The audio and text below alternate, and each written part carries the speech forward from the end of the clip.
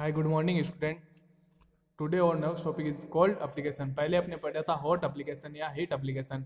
अब देखो cold application का मतलब ठंडी चीज़ से थेरेपी देना, ठंडी टेम्परेचर से कोल्ड टेम्परेचर देना।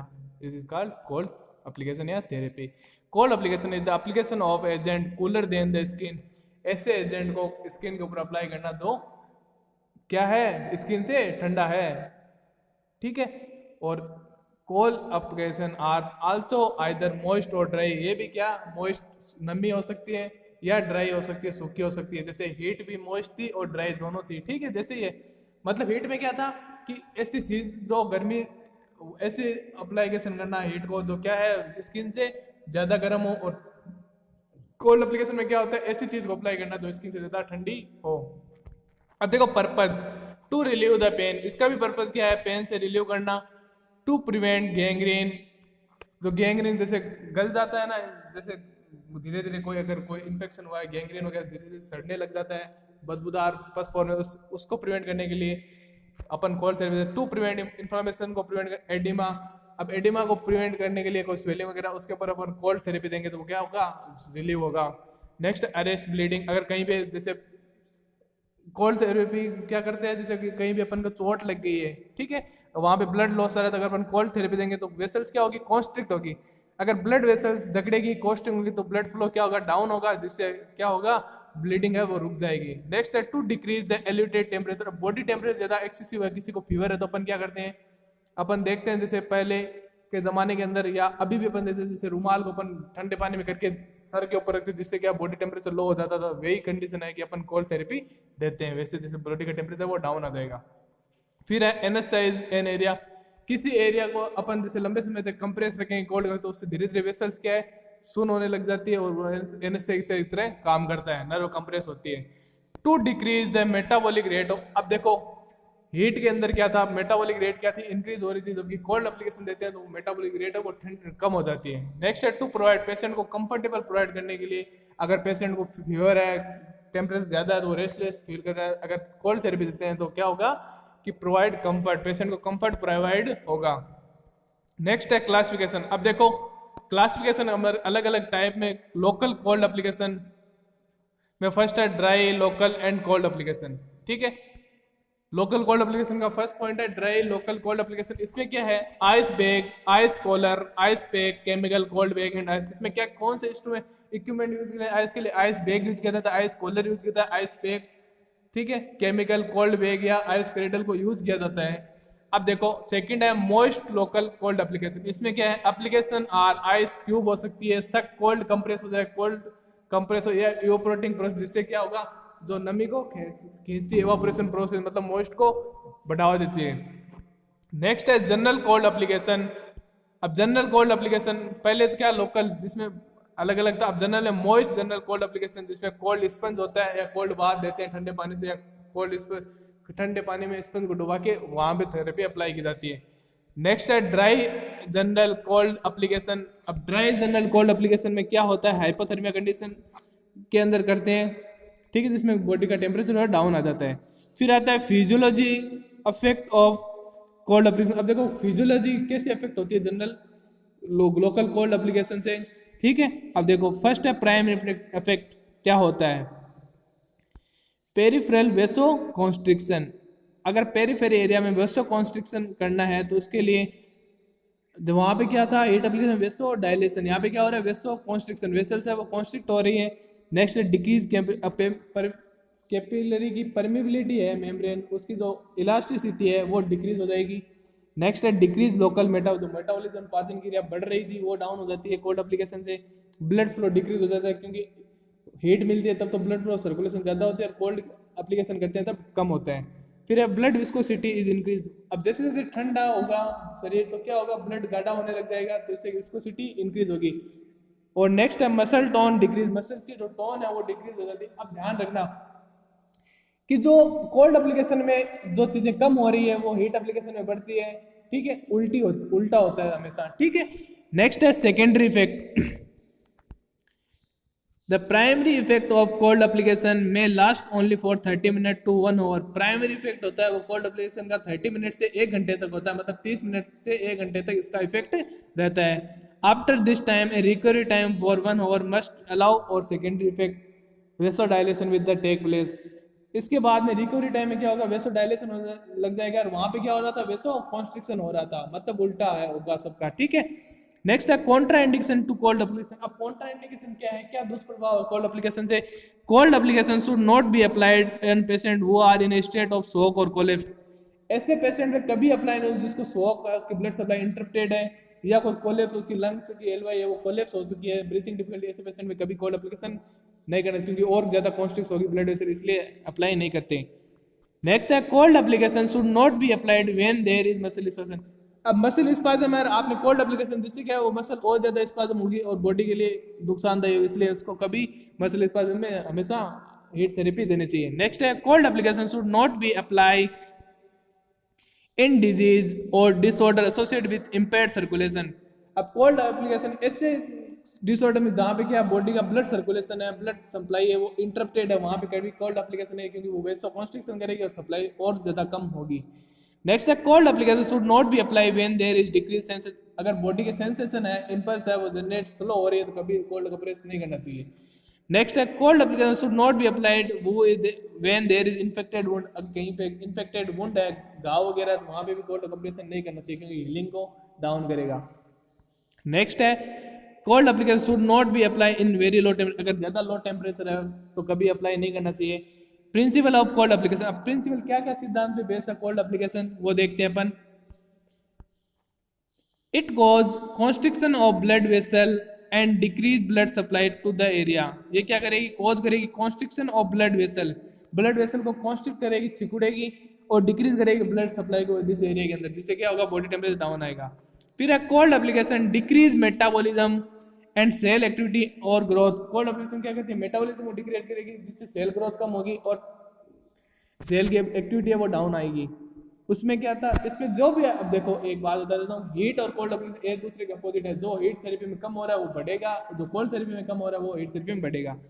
The end part of sensory nerve in the skin convey sensation of cold, the sensation are interpreted in the. अगर जो एंड पार्ट है स्किन के अंदर वो नर्व होती है, वो अगर सेंसेशन लेगी कोल्ड का, तो वो क्या कि इंटरप्रेट करेगी ब्रेन सप्लाई को। फिर है cooler material absorb moisture slowly, water material absorb but hold moisture for longer and cold of less quickly than the cotton material. जो वूलर मटेरियल है वो अब्जॉर्ब करते हैं मॉइस्चर को, स्लोली धीरे धीरे अब्जॉर्ब करते हैं, बट होल्ड मॉइस्चर लंबे समय तक जो नमी है वो बनाए रखते हैं, and cold of less quickly than cotton material. Cotton material से कम ज़्यादा इफेक्टिव होते हैं। नेक्स्ट है moisture left on the skin cause rapid cooling due to evaporation of the moisture. Moisture क्या करेगा, लेफ्ट ऑन द मॉइस्चर किस पे रह जाएगा, स्किन के ऊपर, जो कॉज करेगा rapid cooling due to evaporation. अब जैसे जैसे इवापोरेशन होगा हीट बनेगी, हीट लॉस, जो लॉस होगी मॉइस्चर, वो क्या करेगा, ज़्यादा कूलिंग करेगा। Prolong exposure to moisture increase the skin susceptibility to laceration and skin breakdown. अगर ज़्यादा समय तक मॉइस्चर रहेगा तो स्किन की ससेप्टिबिलिटी होगी, सेंसिटिव होगी स्किन, और अल्सरेशन और ब्रेकडाउन होगी स्किन। अब देखो complication of cold application. Cold application के कॉम्प्लिकेशन क्या है, देखो पेन होगा, स्किन ब्रेकडाउन होगी, लेसरेशन, मॉइस्ट, अगर ज़्यादा लेसरेशन होगा, अल्सर ग्रे ब्लूइश कलरेशन और डिस्कलरेशन हो जाएगा, क्योंकि अगर ऑक्सीजन सप्लाई कम होगी तो इसी वजह से थर्मो फॉर्मेशन कम होगा, हाइपोथर्मिया कंडीशन होगी, ब्लड टेम्परेचर है बॉडी टेम्परेचर डाउन आएगा, इसको बोलेंगे हाइपोथर्मिया। फिर आता है general instruction. In hypothermia, the temperature of the body should be brought gradually and steadily. Sudden cooling is dangerous to the patient. In hyperpyrexia, अगर ज़्यादा body temperature है तो body should be brought gradually, steadily. Sudden cooling is dangerous. अगर आपने क्या किया hyperpyrexia, तो sudden कभी इसको कोल्ड कंप्रेशन क्या करेगी, डेंजरस हो सकता है पेशेंट, इसलिए सडन आपको कूलिंग कोल्ड एप्लीकेशन थेरेपी नहीं देनी है। Protect the patient from getting chills. Protect करना चाहिए पेशेंट को फ्रॉम गेटिंग चिल्स, मतलब उसके अंदर कम कभी ना हो, इससे प्रिवेंट करना चाहिए। A shivering can be raise the temperature, it also allow a patient to cage the cold, अगर शिवरिंग होगी कम कपी होगी, अगर शिवरिंग का मतलब होता है कम कपाना, बॉडी कम कपाती है, वाइब्रेशन होता है, इससे क्या होता है हीट जनरेट होती है और वापस बॉडी टेम्परेचर राइज होता है। After the procedure dry the part gently but by putting and not be rubbing to remove the moisture therapy to protect lesions. After the procedure खत्म होता है, dry the part gently dry कर देना चाहिए और not भी rubbing नहीं करना चाहिए, जो पार्ट भी मॉइस्चर उसको क्लीन कर देना चाहिए टू प्रोटेक्ट, ताकि स्किन ब्रेकडाउन ना हो। नेक्स्ट है maintain the correct temperature for the entire duration of application.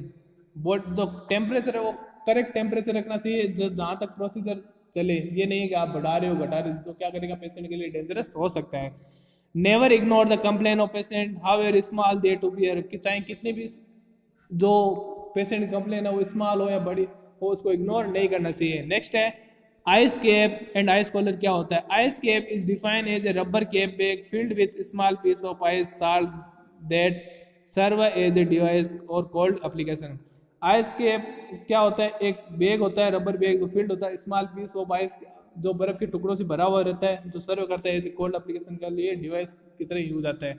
फिर आता है purpose to reduce temperature 101 to 1.8, मतलब 101 से 20 में टेम्परेचर रिड्यूस करता है। ठीक है। To prevent bleeding specially after tonsil, अगर टॉन्सिलेक्टोमी किया है, टॉन्सिलेक्टोमी किया है तो ठीक है, रिमूव किया है तो वहाँ पे क्या करना है, कोल्ड कपड़े से ब्लीडिंग को प्रिवेंट करने के लिए कोल्ड एप्लीकेशन यूज करते हैं। टू रिलीव यूरिन रिटेंशन, अगर यूरिन रिटेंशन है उसको रिलीव करने के लिए अपन कोल्ड थेरेपी यूज करते हैं। टू रिलीव इन्फ्लामेशन, अगर कहाँ पे इन्फ्लामेशन है उसको रिलीव करने के लिए अपन यूज करते हैं। To decrease metabolic rate of body, अब पाचन क्रिया उसको रिड्यूस करने के लिए अपन भी यूज करते हैं। General instruction fill the ice bag and ice cap with small pieces of ice and sodium chloride. General instruction क्या कहते हैं? फिल करें ice bag and ice cap को स्मॉल, मतलब जनरल इंस्ट्रक्शन क्या है? आइस के पहले बर्फ के टुकड़ों सोडियम क्लोराइड से भरना चाहिए बैग को। The salt lower the meeting point and prevent the from the melting, ये क्या करेगा? ज़्यादा बर्फ को पिघलने से बचाता है सोडियम। ठीक है। Next check the ice bag for leakage by pouring cold water into it, pour ठंडा पानी डाल के चेक करना चाहिए कि आइस वाटर कहीं पे आइस वाटर बैग है वो लीकेज तो नहीं है। Next empty the water and fill the bag with about 2/3 with ice, उसमें क्या कहते हैं हीट एप्लीकेशन में 2/3 हॉट वाटर से भरा था, इसमें कोल्ड एप्लीकेशन से भरेंगे। The ice bag ice collar is colder than the skin, जो आइस बैग है वो ठंडी होनी चाहिए स्किन से ज़्यादा। It take up to heat from the body reduce body, ये क्या करेगी? आइस बॉडी से हीट को इनटेक करेगी जिससे बॉडी टेम्परेचर डाउन होगा। The ice bag is applied हर about 1-2 hour, the ice bag को अप्लाइड करना चाहिए आधे घंटे तक and then it discontinue at least 1 hour to allow for the recovery. उसमें क्या हाफ आवर तक, जिसके बाद में एक घंटे तक रिकवरी पीरियड रखना चाहिए ताकि पेशेंट वापस नॉर्मल कंडीशन में आ जाए। फिर आता है preliminary assessment. Check ask the doctor for any specific, doctor से पूछें कोई स्पेसिफिक इंस्ट्रक्शन तो नहीं है डॉक्टर से पेशेंट से रिलेटेड। ठीक है, तो डॉक्टर से सलाह लेनी चाहिए, अगर कोई डिजीज कंडीशन है तो उस प्रकार आपको कोल्ड थेरेपी देनी चाहिए। General condition and diagnosis of the patient, अब जनरल कंडीशन, पेशेंट की जनरल कंडीशन को देखें और डायग्नोसिस देखें पेशेंट को क्या बीमारी है, किस तरह जिसके लिए आपको कोल्ड थेरेपी प्रिस्क्राइब की गई है। Self care ability of patient की वो खुद की केयर कर सकते हैं वो देखना चाहिए। फ्रीक्वेंसी ड्यूरेशन ऑफ एप्लीकेशन का, जो कोल्ड थेरेपी का ड्यूरेशन फ्रीक्वेंसी कितनी बार देनी है वो चेक करनी चाहिए। For any contraindication of cold, कोई कॉन्ट्राइंडिकेशन तो नहीं है कोल्ड एप्लीकेशन थेरेपी का पेशेंट के अंदर, वो देखना चाहिए। आर्टिकल अवेलेबल होने चाहिए यूनिट के अंदर, अवेलेबल है या नहीं वो चेक करना चाहिए।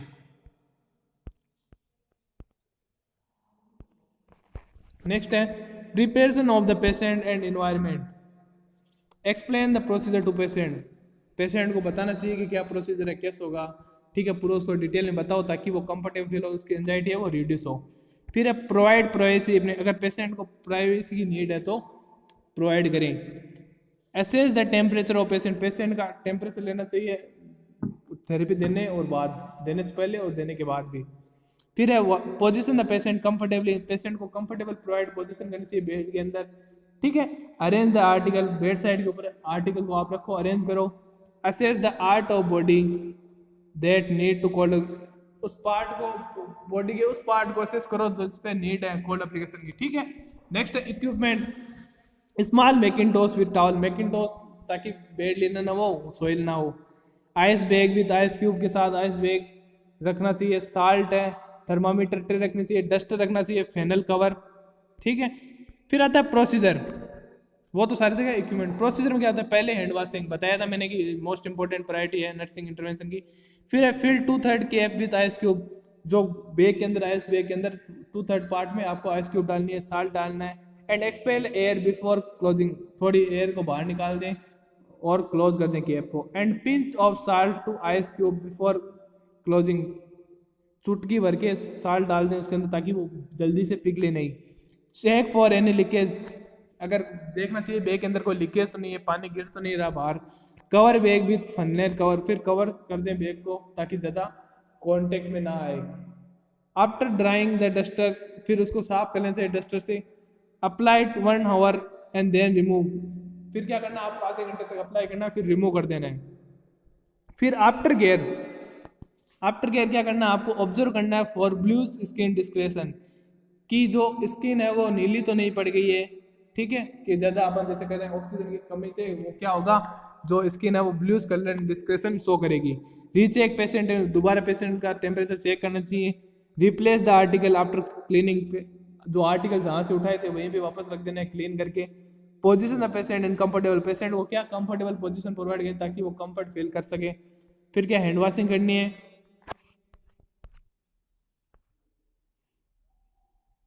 फिर है record the procedure in nurses record sheet white sign, फिर क्या कर देना, रिकॉर्ड कर देना प्रोसीजर को नर्सेज रिकॉर्ड सीट में और वाइट डॉक्यूमेंटेशन कर देना चाहिए।